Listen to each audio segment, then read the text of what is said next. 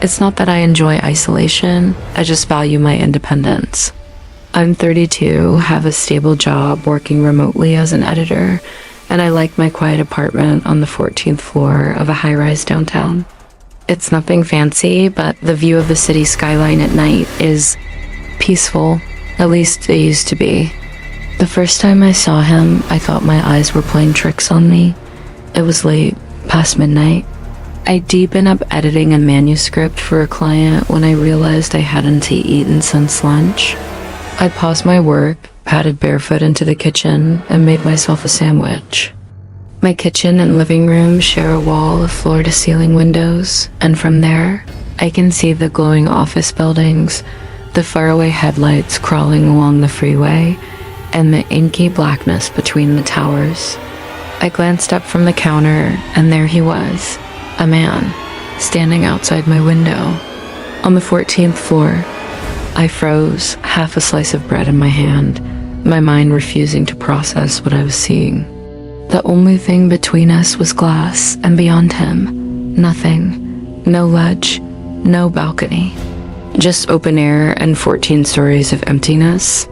He wasn't pressed up against the window, more like he was just standing there, almost casually, his arms at his sides. His face was pale, washed out by the yellowish glow from my kitchen light. I couldn't make out his features clearly. It was as if my eyes kept sliding off them, like I wasn't meant to remember what he looked like. And then, in a slow, deliberate motion, he tilted his head, not in curiosity. More like recognition. My throat went dry.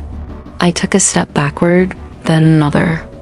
My apartment was silent except for the faint hum of the refrigerator. My mind scrambled for explanations. Maybe he was a window cleaner? No, not at midnight. And besides, there were no ropes, no harness, nothing holding him up. I blinked and he was gone. The next morning, I laughed it off. Sleep deprivation, I told myself. I'd been working too hard, staring at a screen for hours. It must have been a trick of the light, maybe a reflection from a building across the street. For the next few nights, I didn't see him. I even started to feel silly for how shaken I'd been, but on the 5th night, he came back. This time, I wasn't in the kitchen.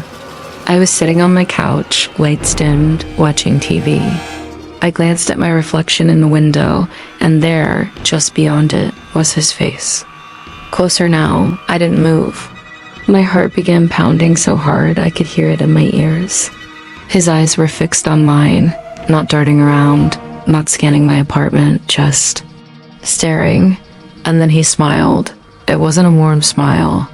It was slow, unnatural, stretching wider than it should have. My stomach turned. I leapt up, yanked the curtains closed, and spent the rest of the night in my bedroom with the lights on.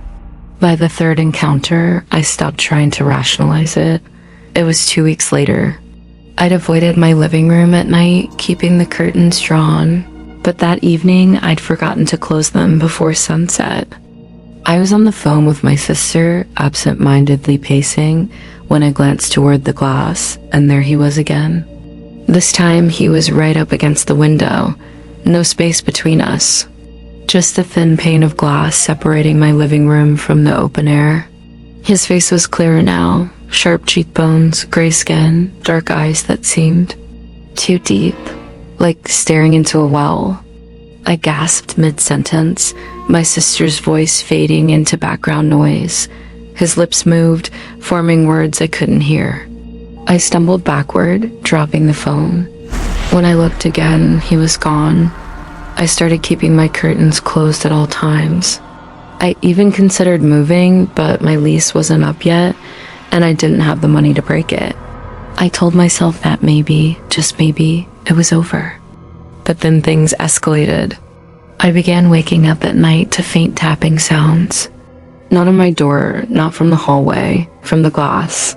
A slow, deliberate tap, tap, tap. The first few times, I didn't look. I stayed in bed, holding my breath until the sound stopped. But eventually, curiosity or fear got the better of me.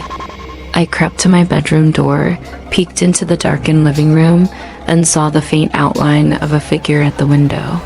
Even in the dark, I knew it was him. And then came the night I made my worst mistake. I looked back.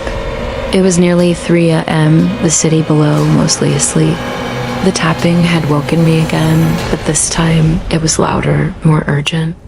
I told myself stupidly that if I saw him one more time, I'd know I wasn't imagining it.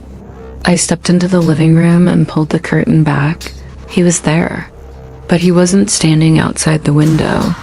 He was inside, standing between me and the glass as if he'd already let himself in.